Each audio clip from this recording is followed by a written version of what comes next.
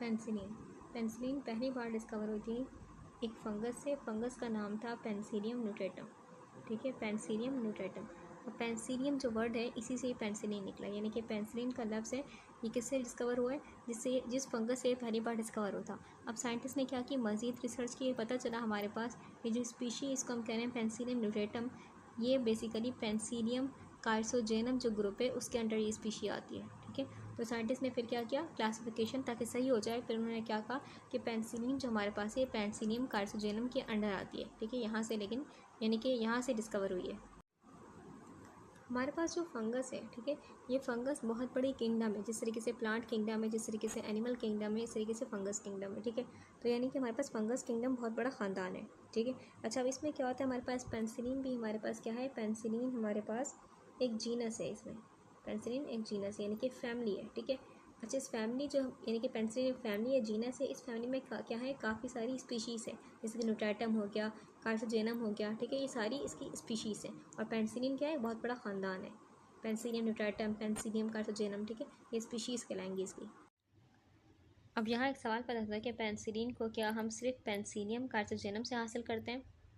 नहीं, ऐसा नहीं है, बल्कि जैसे कि हम जानते हैं कि हमारे पास फंगस क्या है, एक बहुत बड़ी किंगडम है, और उस किंगडम में क्या है, हमारे पास पेंसिलियम एक ख़ानदान है, एक फैमिली है।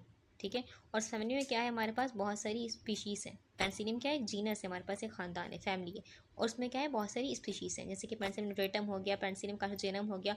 तो हम इस पेंसिलियम के ख़ानदान में से किसी भी स्पीशीज़ में से हम ये पेंसिलिन हासिल कर सकते हैं। ठीक है, लेकिन डिपेंड करते, जैसे कि अगर हम बात करें, हमारे पास इस ख़ानदान में सबसे अच्छी स्पीशी जो है, जो दे सकती है पेंसिलिन ज़्यादा, वो है पेंसिलियम कार्सोजेनम। ठीक है, पेंसिलियम कार्सोजेनम। बाकी जितनी भी स्पीशीज़ हैं वो कम क्वांटिटी में देंगी, पेंसिलिन दे तो सकती है लेकिन कम क्वांटिटी वेरी होगी। क्यों, ऐसा क्यों है, क्योंकि हमारे पास जो बाकी पेंसिलिन है उनमें जो जीन्स हैं, ठीक है, वो जीन्स यानी कि जो उनका डीएनए है वो इतना एक्टिव नहीं है कि वो पेंसिलिन को प्रोड्यूस कर सके, यानी कि उसमें इतने जीन नहीं है जो ये पेंसिलिन प्रोड्यूस कर सकें। ठीक है, जैसे कि पेंसिलिन कार्सोजेनम को देखें तो उसमें बहुत से जीन ऐसे हैं जो कि क्या करते हैं, पेंसिलिन प्रोड्यूस करते हैं। तो इसलिए हम पेंसिलियम कार्सोजेनम को ही क्या करते हैं, इंडस्ट्रियल लेवल पर यूज़ करते हैं for the production of penicillin. Proceed करते हैं हमारे पास मेन टॉपिक की तरफ। पेंसिलिन देख लिया हमने, पेंसिलिन है क्या, यानी कि इसका हमने हल्का सा इंट्रो पढ़ लिया। अब चलते हैं कि लिखा हुआ क्या है। Penicillins are among the most widely effective and least toxic drugs known by, but increased resistance has limited their use. तो पेंसिलिन जो हमारे पास है, पेंसिलिन एक ग्रुप है एंटीबायोटिक्स का। ठीक है, एंटीबायोटिक्स का ग्रुप है जो कि क्या करता है, जिसको हम यूज़ करते हैं, हम बैक्टीरियल इन्फेक्शन को ख़त्म करने के लिए यूज़ करते हैं, बैक्टीरियल इन्फेक्शन को। ठीक है, तो हमने पेंसिलिन को ग्रुप क्यों बोला, पहले समझते हैं। पेंसिलिन को हमने ग्रुप इस वजह से बोला क्योंकि हम जानते हैं हमारे पास पेंसिलियम क्या है, पेंसिलियम हमारे पास फंगस किंगडम में एक ख़ानदान है। ठीक है, और उसमें बहुत सारी स्पीशीज़ थी, तो हर स्पीशी क्या करती है, डिफरेंट किस्म का पेंसिलिन प्रोड्यूस करती है। यानी कि जो पेंसिलिन प्रोड्यूस कर रही है डिफरेंट, जैसे कि पेंसिलियम कार्सोजेनम देख लें, पेंसिलियम न्यूटेटम देख लें, तो ये जो डिफरेंट हमारे पास स्पीशीज़ हैं, ठीक है, जो पेंसिलिन प्रोड्यूस कर रही हैं, इनका स्पेक्ट्रम थोड़ा अलग होता है। यानी कि ये अलग होता है स्पेक्ट्रम, मतलब यानी कि इनका ये बोल सकते हैं एबिलिटी अलग होती है कि किस बैक्टीरिया पे कितना असर करेंगे, इसको बोलते हैं स्पेक्ट्रम। ठीक है, तो हमारे पास इनका स्पेक्ट्रम अलग होता है। अगर हम देखें तो पेंसिलियम जो हमारे पास कार्सोजेनम है, पेंसिलियम कार्सोजेनम, ये बेसिकली ज़्यादा इफेक्टिव होती है, यानी कि ज़्यादा प्रोड्यूस करती है, पेंसिलिन जी प्रोड्यूस करती है, और ज़्यादा इफेक्टिव किस पे ये इफेक्टिव होती है, ग्राम पॉजिटिव बैक्टीरिया पे ज़्यादा इफेक्टिव है। ठीक है, अच्छा, फिर हमने आगे बोला एंटीबायोटिक। एंटीबायोटिक क्या होती है, एंटीबायोटिक वो मेडिसिन जो कि क्या करें, जो कि बैक्टीरियल इन्फेक्शन को ट्रीट करें। ठीक है, तो हमारे पास अब इन्फेक्शन का मतलब क्या है, इन्फेक्शन का मतलब ये होता है कि कोई भी जर्म या माइक्रो ऑर्गेनिज्म बोल सकते हैं कि माइक्रो ऑर्गेनिज्म या जर्म्स हमारी बॉडी में गया, बॉडी में जाके क्या हुआ, मल्टीप्लाई हुआ। ठीक है, मल्टीप्लाई हुआ, बॉडी में जाके नुकसान पहुंचाया उसने, उसको हम कहेंगे इन्फेक्शन। अगर हमारे पास इन्फेक्शन हुआ है बैक्टीरिया, उसको हम बोलेंगे बैक्टीरियल इन्फेक्शन। अगर इन्फेक्शन हमारे पास हमारी बॉडी में जाके जो चीज़ मल्टीप्लाई हुई है और नुकसान पहुंचाई है वो चीज़ वायरस थी, तो हम बोलेंगे वायरल इन्फेक्शन। तो ये डिपेंड करता है, इन्फेक्शन की टर्म हम दोनों के लिए इस्तेमाल कर सकते हैं, बैक्टीरिया वायरस के लिए इस्तेमाल कर सकते हैं, लेकिन हम जो एंटीबायोटिक लेस इस्तेमाल करते हैं ये हम बैक्टीरिया के लिए इस्तेमाल करते हैं, यानी कि वो मेडिसिन जो कि बैक्टीरिया के इन्फेक्शन के खिलाफ लड़ें, उसको हम कहते हैं एंटीबायोटिक्स। यहाँ एक और चीज़ लिखी हुई है कि मोस्ट वाइडली इफेक्टिव, क्या मतलब, वो देखिए हमारे पास जो पेंसिलिन है, ये पेंसिलिन हम बोल सकते हैं पूरी दुनिया में सबसे मशहूर और सबसे इफेक्टिव मेडिसिन हैं, यानी कि हमारे पास जो मेडिसिन हैं जो कि बैक्टीरिया को ट्रीट करती हैं, यानी कि बैक्टीरियल इन्फेक्शन को ट्रीट करती हैं। किसी को अगर माइल्ड बैक्टीरियल इन्फेक्शन है या किसी को अगर सीवर बैक्टीरियल इन्फेक्शन है, ठीक है, तो उसको भी ट्रीट करेंगे, यानी कि माइल्ड से लेकर सीवर तक इनकी स्पेक्ट्रम, इनकी रेंज है। ये बहुत सारी जो इन्फेक्शन है बैक्टीरियल इन्फेक्शन को ट्रीट करती हैं, जैसे कि हम देख लें स्किन इन्फेक्शन, थ्रोट इन्फेक्शन, कोई भी इन्फेक्शन हो तो उसको पेनिसिलिन जो हमारे पास है ट्रीट करती हैं। इसके बाद बहुत ही इंपॉर्टेंट पॉइंट लिखा गया है कि लिखा गया हमारे पास बट इंक्रीज रेजिस्टेंस, क्या मतलब हो, यानी कि जो इसकी पेनिसिलिन की रेजिस्टेंस अब क्या हो गई, ज़्यादा हो गई वक्त के साथ साथ। ऐसा क्या हुआ, देखिए हम जानते हैं हमारे पास पहले दौर में जब पेनिसिलिन डिस्कवर हुई थी तो एंटीबायोटिक्स का इतना यूज़ नहीं करते लोग, तो अब क्या होता है, लेकिन अब छोटी सी बीमारी पे जैसे कि फ्लू हो गया, किसी को ऐसा कुछ हो गया तो फ़ौरन क्या करते हैं, एंटीबायोटिक यूज़ कर लेते हैं। जब फ़ौरन एंटीबायोटिक यूज़ कर रहे हैं, ठीक है, तो इससे क्या हो रहा है, बॉडी में जो एंटीबायोटिक जा रही है ये क्या कर रही है, ये जो बैक्टीरिया होंगे, अगर बैक्टीरिया कोई वीक बैक्टीरिया तो उसको ख़त्म कर लेगी, लेकिन अगर कोई स्ट्रॉन्ग बैक्टीरिया था तो क्या करेगी, वो जो बैक्टीरिया होंगे, बैक्टीरिया अपने डीएनए के अंदर कुछ चेंजिंग लेके आएंगे, यानी कि क्या कर लेंगे, खुद को म्यूटेट कर लेंगे, ठीक है। वो जो एंटीबायोटिक बॉडी में गई थी, वीक बैक्टीरिया को ख़त्म कर दिया उसने, लेकिन जो स्ट्रॉन्ग बैक्टीरिया थे तो उन्होंने क्या किया, अपने डीएनए के अंदर चेंजिंग लेके आ गए, म्यूटेट कर लिया खुद को, यानी कि रेजिस्टेंस डेवलप कर ली, ठीक है, रेजिस्टेंस डेवलप कर ली। अब हमारे पास दोबारा भी यूज़ करेंगे एंटीबायोटिक, तो वो जो हमारे पास ये जो बैक्टीरिया था, ठीक है, इसने क्या की थी, खुद में रेजिस्टेंस वो की हुई थी, डेवलप की हुई थी, यानी कि अपने डीएनए को चेंज किया हुआ था। अब ये जो एंटीबायोटिक लिया आपने नेक्स्ट टाइम तो इस पर असर नहीं कर पाएगी, इसलिए क्या होता है, अब एंटीबायोटिक्स असर नहीं करती, क्यों, क्योंकि हम लोगों ने इतनी एंटीबायोटिक पहले से ही ले ली है कि अब जो बॉडी में जा रही है तो वो इतना इफेक्टिव तरीके से काम नहीं कर पा रही, ठीक है।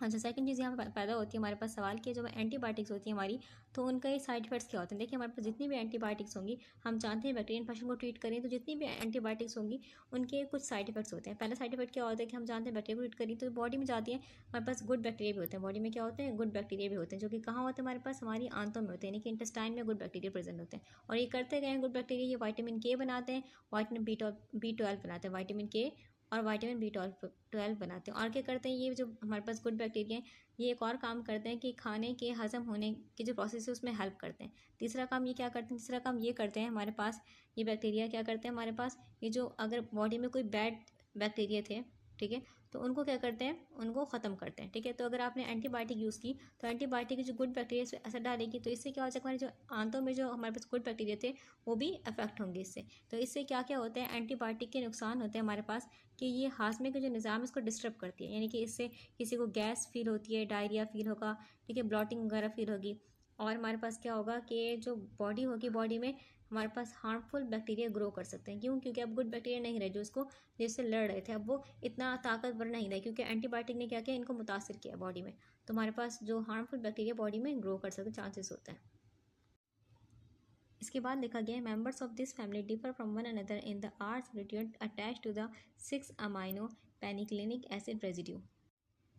यहाँ ये बताया जा रहा है हमारे पास जो पेंसिलिन्स होती हैं, पेंसिलिन का स्ट्रक्चर अलग अलग होता है, ठीक है, ये डिपेंड करता है कि किसी स्पीशी से पेंसिलिन हासिल किया गया है, ठीक है। अगर हम बात करें हमारे पास के फॉर एग्जाम्पल हमारे पास ये अलग अलग स्पीशी से पेंसिलिन लिए गए, ठीक है, तो हमारे पास हर स्पीशी से जो पेंसिलिन ले गए उनके स्ट्रक्चर में एक बेसिक चीज़ होगी, यानी कि सब में कॉमन होगी, वो क्या कॉमन होगा, 6 अमाइनो पेनिक्लिनिक एसिड जो होगा ये हर हमारे पास पेंसिलिन के स्ट्रक्चर में कॉमन होगा, ठीक है।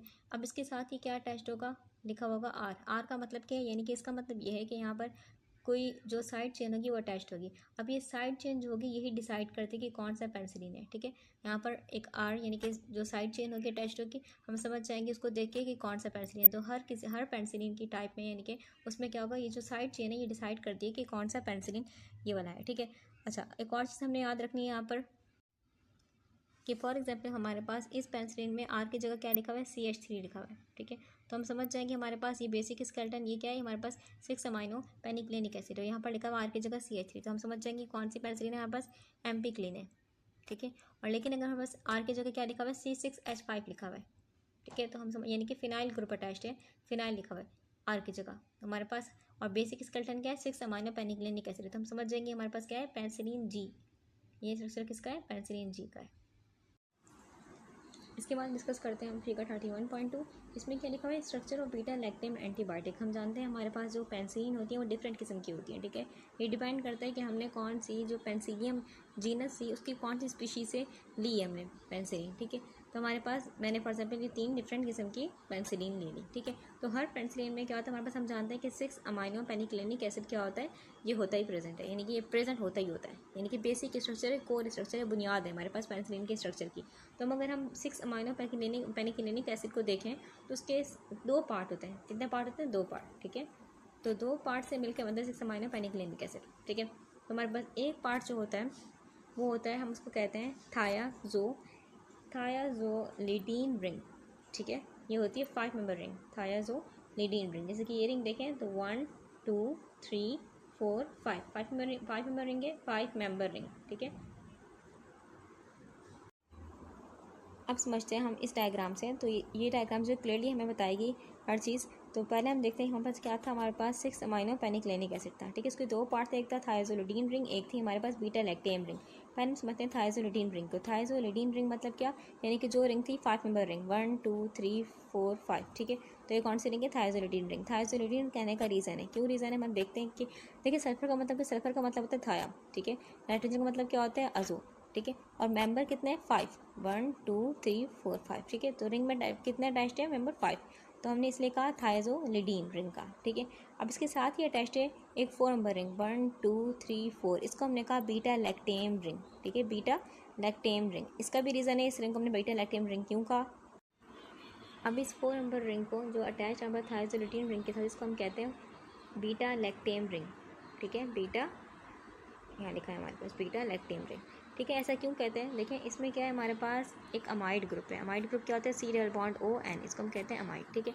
ये अमाइड ग्रुप जो प्रेजेंट है इसमें, ये बेसिकली रिंग की शक्ल में प्रेजेंट, लीनियर शक्ल में नहीं है। देखें ये लीनियर शक्ल है हमारे पास, और ये हमारे पास बेसिकली रिंग शक्ल है, ठीक है, C double bond O N. तो ये हमारे पास बीटा लैक्टेम इसलिए कहते हैं हम, क्योंकि इसमें अमाइड ग्रुप प्रेजेंट है और वो भी रिंग शक्ल में, इसलिए हमने कहा इसको बीटा लैक्टेम रिंग।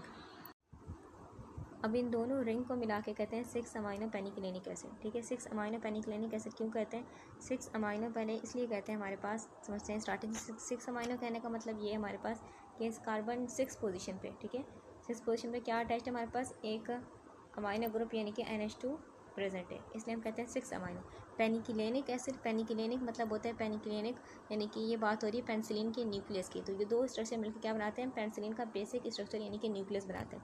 एसिड क्यों बोल रहे हैं, एसिड कहने का रीज़न है हमारे पास कि इसमें क्या है, एक COH ग्रुप प्रेजेंट है, ठीक है, COOH यानी कि कार्बोक्सिलिक एसिड प्रेजेंट है, ठीक है। और ये बेसिकली फ्री जो एसिडिक फंक्शनल ग्रुप का यहाँ पर रोल प्ले करता है, ठीक है। तो हम इसलिए कहते हैं 6 अमाइनो पेनिक्लेनिक एसिड। अब यहाँ दोबारा मूव करते हैं इस डायग्राम पर। क्या लिखा है, nature of the R group determine the drugs stability to enzymatic or acidic hydrolysis and affects it antibacterial spectrum. जैसे कि देखा था हमने, क्या था, पेंसिलिन के जो स्ट्रक्चर था, बेसिक न्यूक्लियस था, बेसिक जो स्ट्रक्चर था, ठीक है, उसमें 2 रिंग अटैच थी, ठीक है। और यहाँ लिखा हुआ था आर, यानी कि यहाँ पर आर बेसिकली डिटरमाइन कर रहा था, हमें बता रहा था कि यहाँ पर साइड चेन अटैच्ड होगी। और उसी बेस पर हम क्या कर रहे थे, डिफरेंट किस्म की पेंसिलिन के नाम बोल रहे थे, ठीक है। कि यहाँ पर आर ग्रुप कुछ और है तो कुछ और पेंसिलिन, अगर आर ग्रुप कुछ और है तो कुछ और पेंसिलिन, ठीक है।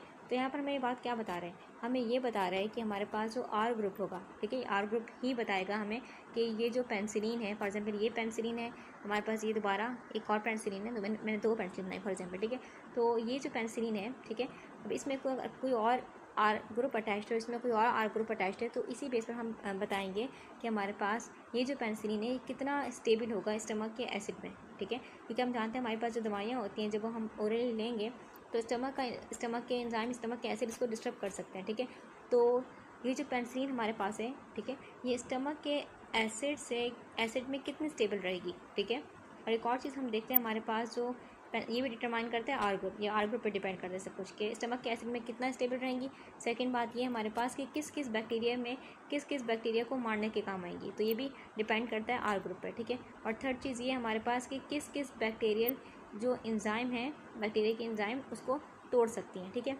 क्या मतलब हो थर्ड पॉइंट का, ये समझ में आ गया हमारे किस किस बैक्टीरिया को मारेंगी। ये क्या मतलब हो कि कौन से बैक्टीरिया की जो एंजाइम है उसको ख़त्म कर सकती है। इसका मतलब ये हमारे पास कि बैक्टीरिया जो होता है, बैक्टीरिया में क्या होता है, बैक्टीरिया के पास एक स्पेशल एंजाइम होता है, उस एंजाइम का नाम होता है बीटा लैक्टेमेस। क्या नाम होता है, बीटा लैक्टेमेस, ठीक है। बीटा लैक्टेमेस यानी कि पेंसिलिनेस एंजाइम का नाम है, बैक्टीरिया के पास है, ठीक है।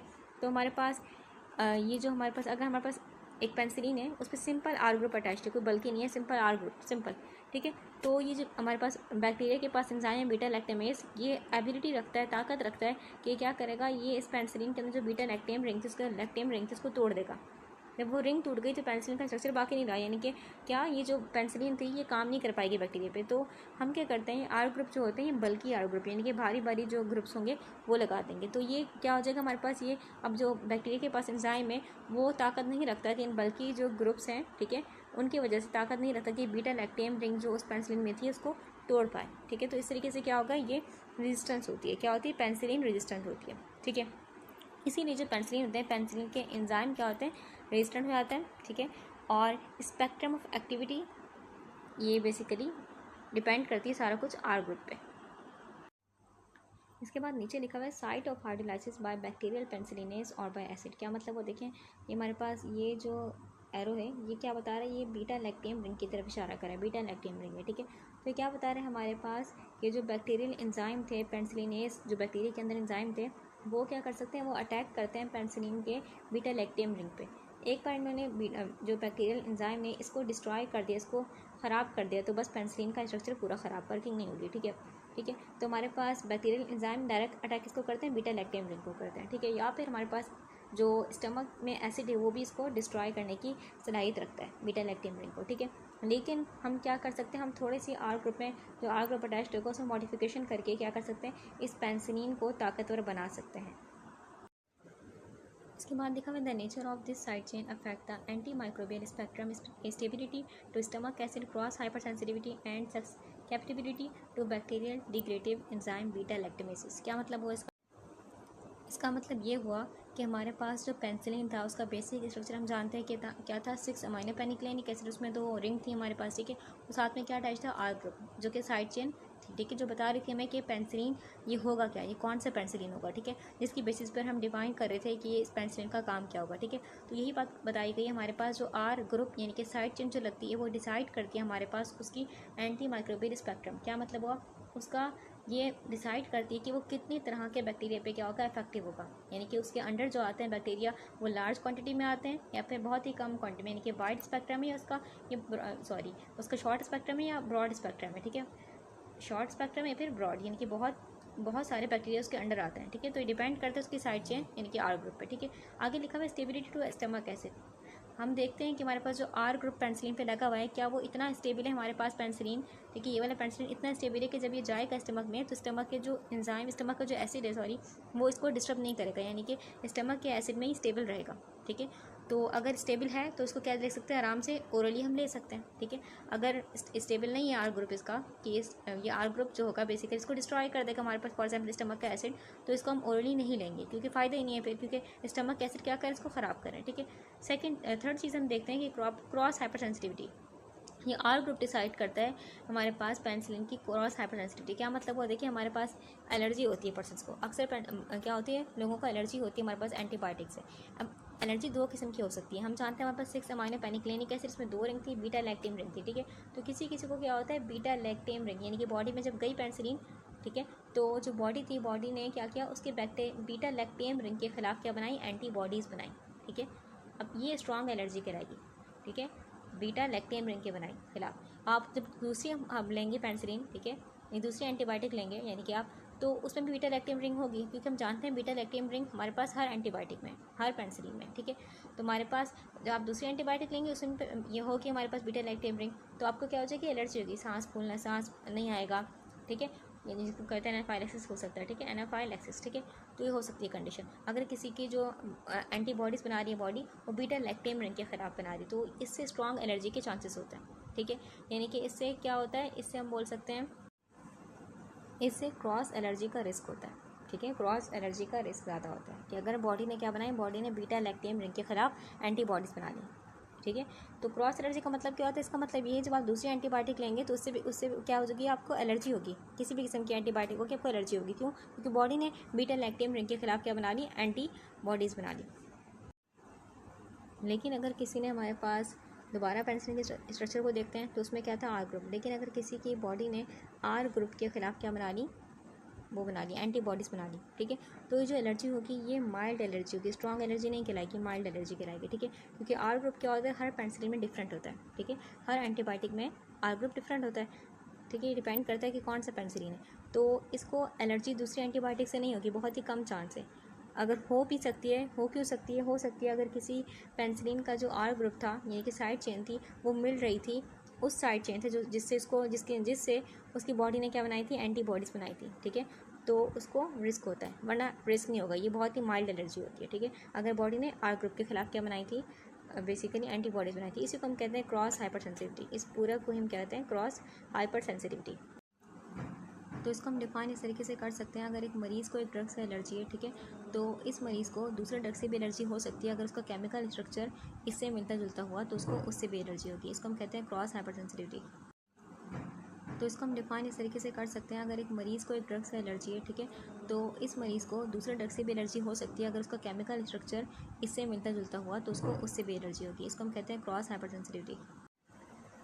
इसके बाद देखा गया anti susceptibility to bacterial degradative enzyme. क्या मतलब हुआ इसका? मतलब ये हुआ कि किसी भी एंटीबायोटिक की बीटा लैक्टेमेज के अगेंस्ट सस्केप्टिबिलिटी, ठीक है। बीटा लैक्टेमेज का मतलब क्या होता है? बीटा लैक्टेमेज वो एंजाइम जो कि बैक्टीरिया प्रोड्यूस कर रहा है, ठीक है। अब इस बैक्टीरिया प्रोड्यूस कर रहा है ये एंजाइम, ये कितनी ताकत रखते हैं कि इस ड्रग को, यानी कि इस एंटीबायोटिक को, इस पेंसिलिन के बीटा लैक्टम रिंग को डिस्ट्रॉय कर सकते हैं, इसका इफेक्ट ख़राब कर सकते हैं, ठीक है।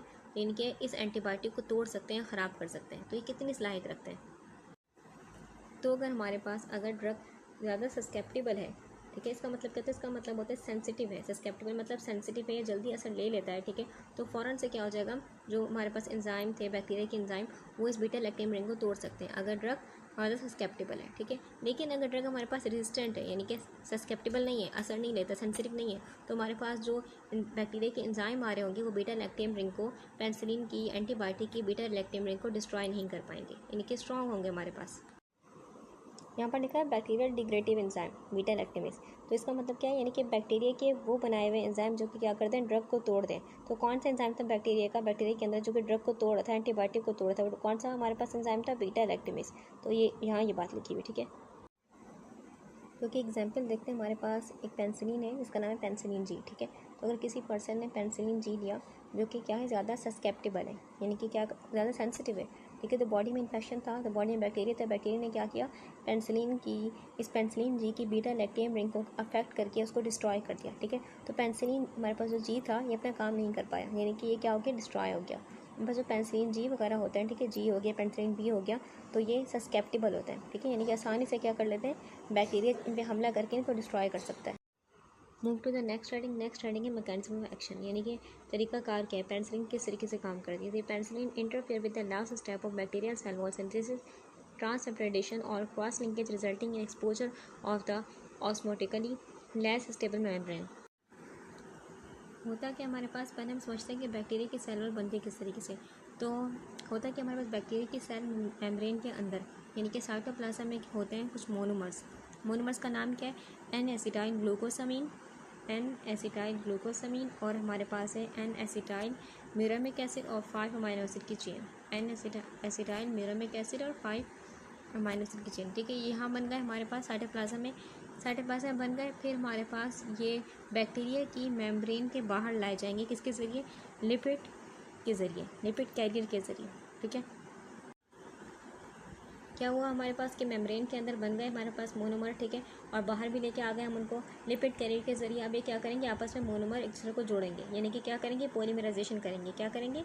पॉलीमराइजेशन, यानी कि क्या बन जाएगी, पेप्टिडोग्लाइकन चेन बन जाएगी, ठीक है। अब पेप्टिडोग्लाइकन चेन बन गई हमारे पास, इनको क्या करेंगे, चेन्स को आपस में जोड़ना होगा, आपस में जोड़ना होगा। पर्पल जो दिख रहे हैं हमें, इनके जरिए क्या किया गया, जोड़ा गया, ठीक है। इससे क्या हो गई, हमारे पास बैक्टीरिया की सेल वॉल क्या हो गई, मजबूत हो गई।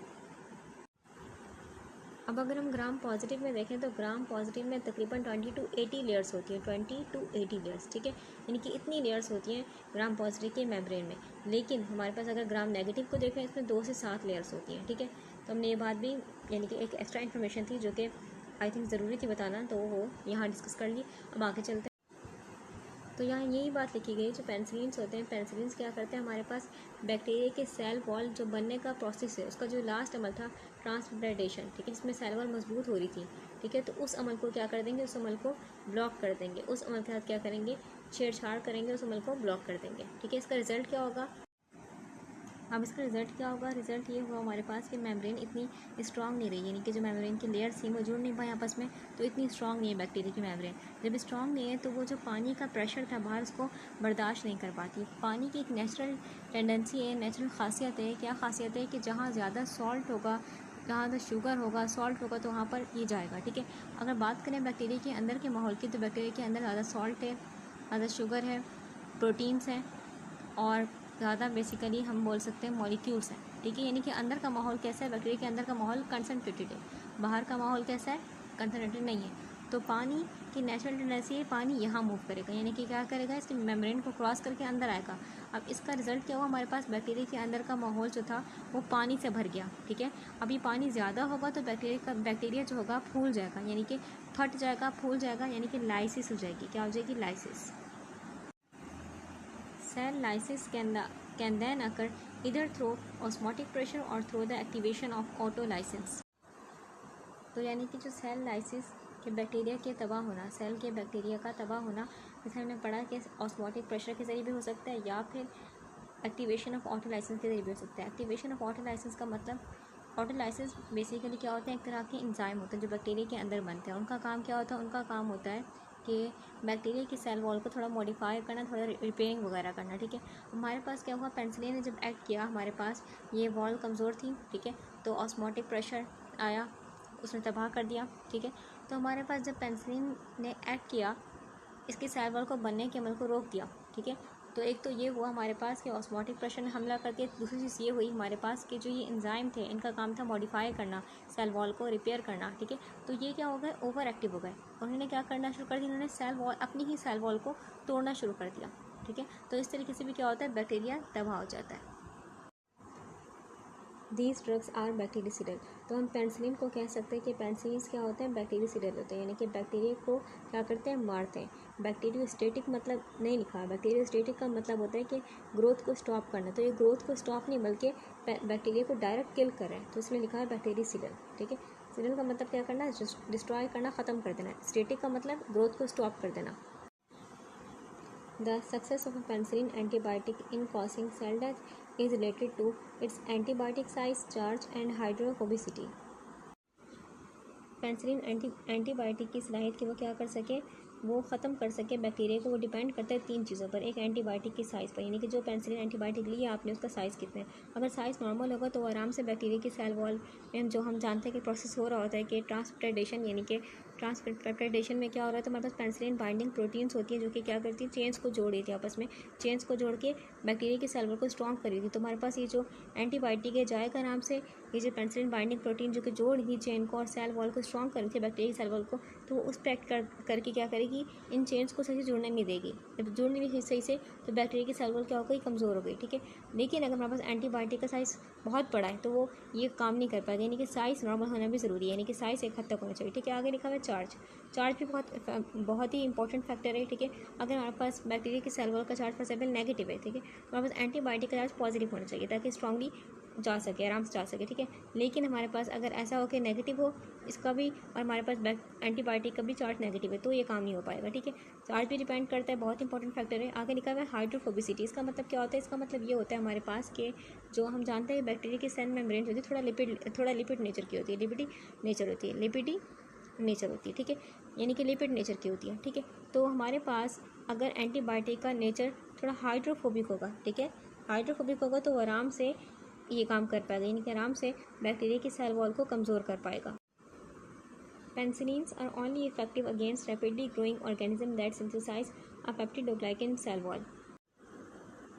ये हमारे पास क्या है, बॉडी में 3 तरह के बैक्टीरिया हैं। ठीक है, हमारे पास ये जो बैक्टीरिया बहुत ही एक्टिव है। ठीक है, तो बहुत ही एक्टिव है, रैपिडली क्या कर रहा है, ख़ुद को डिवाइड कर रहा है, ग्रो कर रहा है। तो जो पेनिसिलिन होगा, पेनिसिलिन इस पर अच्छे से काम करेगा। क्यों, पेनिसिलिन भी इसको यानी कि पावरफुल तरीके से क्या करेगा, डिस्ट्रॉय करने की कोशिश करेगा। क्यों, क्योंकि हमारे पास ये खुद को डिवाइड कर रहा है, तो यानी कि अपनी सेल जो वॉल है इसको डिवाइड कर रहा है, मेम्ब्रेन को डिवाइड कर रहा है। तो हमारे पास पेनिसिलिन को बार बार चांस मिल रहा है कि क्या कर सके, कि सेल वॉल पे हमला कर सके। ठीक है, यहाँ पर देखें तो हमारे पास ये बैक्टीरिया जो है थोड़ा स्लो काम कर रहा है, थोड़ा स्लो खुद को डिवाइड कर रहा है। तो पेनिसिलिन को as compare to this bacteria बहुत ही कम चांस मिल रहा है कि इसके सेल वॉल को डिस्ट्रॉय कर सके, यानी कि आसानी से इस पर हमला कर सके।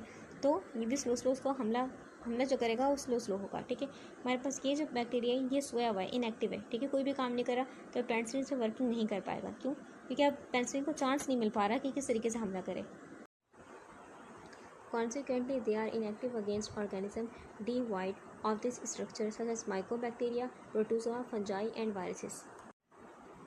यानी कि जिनके पास पेप्टिडोग्लाइकन की चेन नहीं है, पेप्टिडोग्लाइकन नहीं है, divide of this structure, peptidoglycan नहीं है, तो उन पर पेनिसिलिन काम नहीं कर पाएगी। माइकोबैक्टीरिया हो गया, प्रोटोजोआ हो गया, फंजाई हो गया, वायरसेस, इनके पास पेप्टिडोग्लाइकन नहीं है, तो इस वजह से पेनिसिलिन इन पे एक्ट नहीं कर सकता।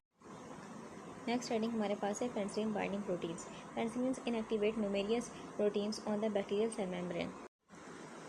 पेनिसिलिन बाइंडिंग प्रोटीन्स जो होती है ये बैक्टीरिया की सेल वॉल के अंदर क्या होती है, एम्बेडेड होती हैं, लेकिन इनका जो एक्टिव पार्ट होता है वो बैक्टीरिया की सेल मेम्ब्रेन के थोड़ा बाहर होता है, ताकि अपना काम कर सके। इनका काम क्या होता है, पेप्टिडोग्लाइकन के टुकड़ों को जोड़ना। ठीक है, तो हमारे पास होता क्या है, पेनिसिलिन जो है, पेनिसिलिन एक स्मॉल सा हाइड्रोफोबिक मॉलिक्यूल है। ठीक है, ये ईजिली क्या कर लेता है, सेल वॉल को क्रॉस कर लेगा। जब सेल वॉल को क्रॉस करके पहुंचता है यहाँ पर, तो ये इसको कौन चाहता है, इसको चाहता है पेनिसिलिन बाइंडिंग प्रोटीन्स। ठीक है, तो ये इस पर क्या करता है, एक्ट करता है और क्या कर देता है, पेनिसिलिन बाइंडिंग प्रोटीन्स के साथ कंबाइंड होकर क्या कर लेता है, इनको इनएक्टिवेट कर लेगा। ठीक है, यानी कि पेनिसिलिन बाइंडिंग प्रोटीन्स अपना काम नहीं कर पाएंगी।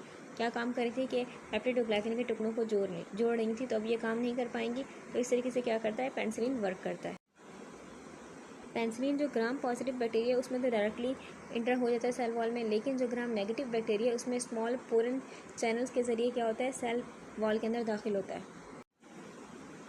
These penicillin binding proteins are bacterial enzyme involved in the synthesis of the cell wall and the maintenance of the morphological feature of the bacterium. Penicillin binding proteins के दो काम होते हैं।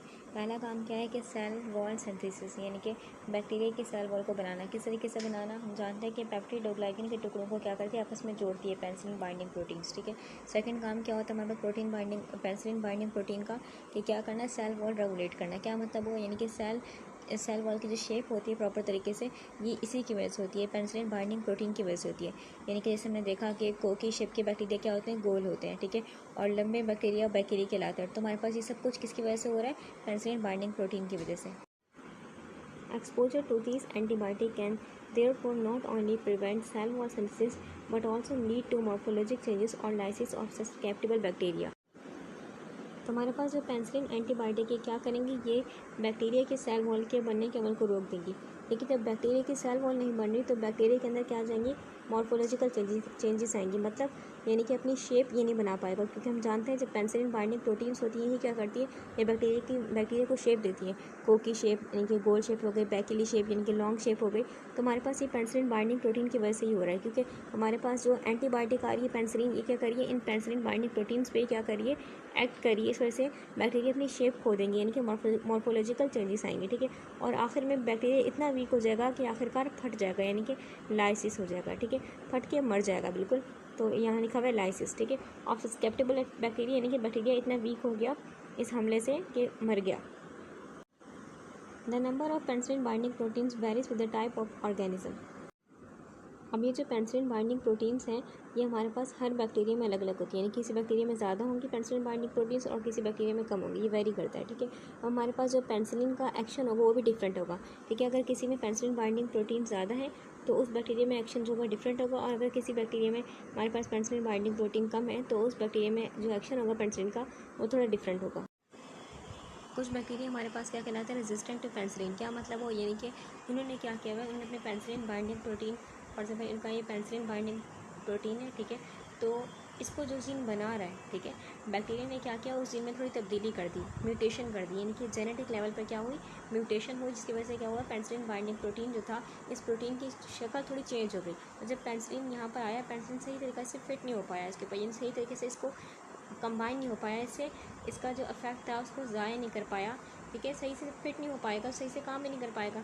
ठीक है, तो ये क्या कहलाता है, हमारे पास ये बैक्टीरिया क्या हो गया, पेनिसिलिन रेजिस्टेंट हो गया। ठीक है, ऐसा होता है क्यों है, ऐसा तब होता है जब बार बार पेनिसिलिन जो हमारे पास बैक्टीरिया के कांटेक्ट में आ रही है, यानी कि बार बार पेनिसिलिन क्या हो रही हो, बैक्टीरिया के कांटेक्ट में आ रही है। तो बैक्टीरिया क्या करते हैं, खुद की हिफाजत के लिए क्या करते हैं, एक चेंजिंग करते हैं अपने अंदर, अपने जेनेटिक लेवल में कुछ चेंजिंग करते हैं। ठीक है, और फिर यही चेंजिंग क्या करते हैं, अपने जो आगे रैपिडली डिवाइड वगैरह होंगे, अपनी नस्ल को बढ़ाएंगे, इसमें भी ये चेंजिंग लेके आएंगे। यानी कि अब हमारे पास क्या हो रहा है, बैक्टीरिया जो हो रहे हैं अब वो क्या हो रहे हैं, पेनिसिलिन रेजिस्टेंट हो रहे हैं। ठीक है, क्योंकि बार बार किसी कॉन्टैक्ट में वो पेनिसिलिन एंटीबायोटिक के कॉन्टैक्ट में उन्होंने अपना एक दिफाई निज़ाम बना लिया, ये खुद में चेंजिंग ले आए। Methicillin resistant staphylococcus aureus MRSA arose because of such alteration. बहुत ही इंपॉर्टेंट बात लिखिए, मेथिसिलिन रेजिस्टेंट स्टाफिलोकोकस ऑरियस। क्या मतलब हमारे पास कि मेथिसिलिन यानी कि इस पर काम नहीं कर पा रहा। पहले क्या था हमारे पास, पहले इस पर पेंसिलिन काम करके इसको ख़त्म कर पा रहे थे, लेकिन इसने क्या किया, इसने वक्त के साथ साथ क्या किया, अपने जेनेटिक लेवल पर कुछ चेंजिंग ले आया। क्या किया इसने, अपने पेंसिलिन बाइंडिंग प्रोटीन को थोड़ा चेंज कर दिया। ठीक है, जब उनकी शेप चेंज हो गई तो ये पेंसिलिन्स जो आ रहे थे यहाँ पर, ये पेंसिलिन बाइंडिंग प्रोटीन के साथ कंबाइन नहीं हो पाए और ये हमारे पास जो बैक्टीरिया था ये महफूज रहा। ठीक है, तो इसके ख़त्म करने के इसको ख़त्म करने के लिए क्या किया गया, इसको ख़त्म करने के लिए जो पेंसिलिन से उनमें कुछ मॉडिफिकेशन की गई। ठीक है, अगर हम बात करें 5th जनरेशन हमारे पास पेंसिलिन जो हमारे पास आती है सिफालोस्पोरिन में आती है, कैप्टोलिन यूज़ करते हैं इसको ट्रीट करने के लिए, या फिर हम क्या करेंगे, पेंसिलिन के अलावा दूसरी एंटीबायोटिक यूज़ करेंगे, जैसे कि वेंसोमाइसिन यूज़ करेंगे इसको ट्रीट करने के लिए। ठीक है, क्योंकि हमारे पास ये पेंसिलिन रेजिस्टेंट है। ठीक है, अब पेंसिलिन इस पर सिंपल तरीके से काम नहीं करती, जैसे पहले काम करती है अब वो काम नहीं हो रहा। ठीक है, इसको मॉडिफाइड फॉर्म यूज़ करेंगे या फिर वेंसोमाइसिन यानी कि अदर एंटीबायोटिक्स यूज़ करेंगे। नेक्स्ट राइटिंग है इनहिबिशन ऑफ ट्रांसपेप्टिडेज। इस फिगर में क्या दिखाया गया है, सेल वॉल दिखाई गई ग्राम पॉजिटिव बैक्टीरिया की। ग्राम पॉजिटिव बैक्टीरिया वो बैक्टीरिया होते हैं जिनकी सेल वॉल थिक होती है। ठीक है, और इनकी ग्राम पॉजिटिव बैक्टीरिया की सेल वॉल में जो पेप्टिडोग्लाइकिन की लेयर होती है वो बहुत ही मोटी होती है, इसलिए जो ग्राम पॉजिटिव बैक्टीरिया होते हैं बहुत स्ट्रॉन्ग होते हैं। ठीक है, तो हमारे पास जो सेल वॉल बनती है ग्राम पॉजिटिव बैक्टीरिया की, दो मेन चीज़ें होती है उसमें, एक होता है एन एसिटाइल म्यूरामिक एसिड जिसका हम NAM बोलते हैं, और दूसरा होता है NAG जिसको हम बोलते हैं एन एसिटाइल ग्लूकोसामिन। ठीक है, तो होता क्या है, हमारे पास ये सेल मेम्ब्रेन है, साइटोप्लाज्मिक मेम्ब्रेन। ठीक है, साइटोप्लाज्म सेल के अंदर का हिस्सा, तो हमारे पास क्या होता है, दो चीज़ें NAM और NAG, यानी कि दोनों हमारे पास, ये दोनों शुगर हैं, एन एसिटाइल म्यूरामिक एसिड और एन एसिटाइल ग्लूकोसामिन, ये दोनों अल्टरनेट चलती हैं। देखिए NAM NAG अल्टरनेट चलती हैं। फिर हमारे पास क्या होता है PAP, ये हमारे पास क्या है, पेप्टाइड साइड चेन्स है, ये छोटी छोटी अमाइनो एसिड की चेन्स हैं। ठीक है, जो कि हमारे पास NAM को जोड़ती हैं दूसरे NAM से, यहाँ भी NAM होगा। ठीक है, तो दूसरे NAM से जोड़ती हैं। ठीक है, तो किस तरीके से जोड़ती हैं, पहले आपस में जोड़ेंगे एक दूसरे को, फिर क्या करेंगे, इसको NAM से जोड़ देंगी। ठीक है, अब ये जो पेप्टाइड साइड चेन्स है हमारे पास जो आपस में लिंक हो रही है, तो हमारे पास पेंसिलिन क्या करेगी, पेंसिलिन आके यहाँ हमला करेगी, यानी कि क्या करेगी, इनको आपस में जोड़ने नहीं देगी। जब पेप्टाइड साइड चेन आपस में जोड़ नहीं रही, जो कि पेप्टिडोग्लाइकिन चेन यानी कि बैक्टीरिया के सेल वॉल बनने का आखिरी मरहला होता है। ठीक है, तो यहाँ पर वो अटैक करती हैं, जब ये जुड़ेगी नहीं तो हमारे पास जो बैक्टीरिया की सेल वॉल होगी स्ट्रॉन्ग नहीं होगी, मजबूत नहीं होगी। Penicillins inhibit this transcriptase catalyzed reaction, thus hindering the formation of cross links essential for cell wall integrity। क्या मतलब हुआ, देखिए पेंसिलिन क्या करता है, पेंसिलिन रोक देता है ट्रांसपेप्टाइड कैटालाइज रिएक्शन को। क्या इस बात का क्या मतलब, इस बात का मतलब ये है कि वो रिएक्शन जो कि ट्रांसपेप्टाइडेज करवा रहा है उस रिएक्शन को रोक देगा। तो हम जानते हैं हमारे पास ट्रांसपेप्टाइडेज क्या रिएक्शन करवा रहा है, ट्रांसपेप्टाइडेज जो एंजाइम है ये पेप्टाइड साइड चेन्स को, जो कि छोटी छोटी अमाइनो एसिड की चेन उनको आपस में जोड़ रहा है। ठीक है, तो ये कौन जोड़ा है, हमारे पास ट्रांसपेप्टाइडेज एंजाइम जोड़ा है। तो पेंसिलिन क्या करेंगे, इस एंजाइम के काम को ब्लॉक कर देंगे। जब ये एंजाइम का काम ब्लॉक हो गया तो ये चेन आपस में नहीं जुड़ पाएंगी। अब ये चेन आपस में नहीं जुड़ पाई तो क्या होगा, तो जो सेल वॉल बनेगी, ठीक है, इनकी जुड़ना बहुत इंपॉर्टेंट था ताकि सेल वॉल स्ट्रॉन्ग होती। अब ये सेल वॉल स्ट्रॉन्ग नहीं होगी, मजबूत नहीं होगी। पेंसिलिन ने क्या किया, पेंसिलिन ने आके पेंसिलिन बाइंडिंग प्रोटीन्स और ट्रांसपेप्टाइडेज एंजाइम के काम को रोक दिया। जब दोनों चीज़ें रुक गई तो क्या हो गया हमारे पास, तो हमारे पास बैक्टीरिया की सेल वॉल का एक बेसिक मटेरियल था, बेसिक बिल्डिंग मटेरियल जो कि काम कर रहा था, उसको हम कहते हैं पहले पार्क पेप्टाइड और अब इसका नाम है पार्क न्यूक्लियोटाइड। ठीक है, ये सेल बैक्टीरिया की सेल वॉल बनाने का बेसिक बिल्डिंग मटेरियल होता है, तो इसका काम भी रुक गया। जब इसका काम रुक गया तो ये बैक्टीरिया की सेल वॉल बनाएगा नहीं, क्योंकि काम ही नहीं है इसके पास। ठीक है, तो ये अंदर एक्यूमुलेट हो जाएगा, बैक्टीरिया के अंदर एक्यूमुलेट हो जाएगा। अब क्या हो जाएगा, बैक्टीरिया का बैलेंस जो था वो सही नहीं रहा। ठीक है, बैक्टीरिया क्या हो जाएगा, इम्बैलेंस हो जाएगा, वीक हो जाएगा। ठीक है, अब इसी पार्क न्यूक्लियोटाइड का हमारे पास नाम, केमिकल नेम ये लिखा हुआ है। ठीक है, ये अंदर क्या हो जाएगा, एक्यूमुलेट हो जाएगा, और एज अ रिजल्ट क्या होगा, हमारे पास बैक्टीरिया वीक हो गया क्योंकि इसका बैलेंस बिगड़ गया। Next writing production of autolysins. Autolysins का मतलब क्या होता है, ये एक तरह की स्पेशल एंजाइम है जो कि क्या करते हैं, जो कि सेल वॉल को तोड़ते हैं, बैक्टीरिया की सेल वॉल को तोड़ते हैं, इनको हम डिग्रेडिव एंजाइम भी कहते हैं। ये बेसिकली सेल वॉल की रिमॉडलिंग करवाते हैं। ठीक है, आगे लिखा है many bacteria particularly the gram positive cocci produce degradative enzyme autolysins that participate in the normal remodelling of the bacterial cell wall. तो हमारे पास मैनी बैक्टीरिया, कौन से बैक्टीरिया की बात हो रही है, ग्राम पॉजिटिव बैक्टीरिया की। ग्राम पॉजिटिव बैक्टीरिया क्या प्रोड्यूस करते हैं, ऑटोलाइसेंस प्रोड्यूस करते हैं। ऑटोलाइसेंस वो एंजाइम जो कि सेल वॉल की रिमॉडलिंग करवा रहे हैं, पुरानी सेल को तोड़ रहे हैं और जो नई सेल थी उसको बनाने में हेल्प कर रहे हैं। ठीक है, तो हम जानते हैं हमारे पास ग्राम पॉजिटिव बैक्टीरिया की जो सेल वॉल होती है उसमें पेप्टिडोग्लाइकिन की लेयर मोटी होती है। ठीक है, अगर हम बात करें ग्राम नेगेटिव बैक्टीरिया की, उसकी लेयर जो होती है पतली होती है पेप्टिडोग्लाइकिन की, तो उसको इतनी नीड नहीं है ऑटोलाइसेंस एंजाइम की, यानी कि उसको इतनी नीड नहीं, इसको बहुत नीड होती है क्योंकि इसकी मोटी लेयर है, इसको सेल में बनानी पड़ती है, फिर इसको पुराने पार्ट तोड़ने पड़ते हैं, यानी कि इसको बहुत नीड है। तो इसके लिए क्या होता है, इसने ऑटोलाइसेंस एंजाइम प्रोड्यूस करता है। ठीक है, तो हमारे पास बात करें मेनली कौन प्रोड्यूस करता है ग्राम पॉजिटिव बैक्टीरिया में, कोकी प्रोड्यूस करता है। कोकी मतलब गोल शेप वाला बैक्टीरिया, क्योंकि हम जानते हैं गोल शेप में क्या होता है, ज़्यादा स्ट्रेस करना पड़ेगा बैक्टीरिया को, ज़्यादा उसको मेहनत करनी पड़ेगी। तो उसके लिए क्या होता है, हमारे पास मेनली ये ऑटोलाइसिस प्रोड्यूस करता है, जो कि क्या करता है, नई सेल बनाने की प्रॉपर शेप देने में उसको हेल्प करेगा। लेकिन अगर हम ग्राम पॉजिटिव बैक्टीरिया में ही कंपेयर करें, बैकेली जो होती है यानी कि रॉड शेप जो बैक्टीरिया हैं, उनको उनका जो पैटर्न होगा डिवाइड होने का पैटर्न उनका डिफरेंट होगा। तो उनको ऑटोलाइसेंस की इतनी नीड नहीं होती जितनी नीड कोकी को है, क्योंकि उसको अपनी प्रॉपर गोल शेप देनी है। ठीक है, और इसके लिए ज़्यादा मेहनत करनी पड़ेगी इसको।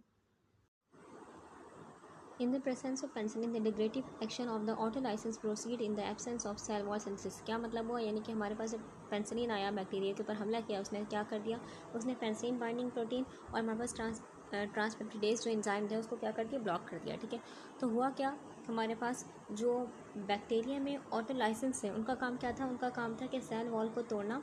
ठीक है, यानी कि रिमॉडलिंग करना।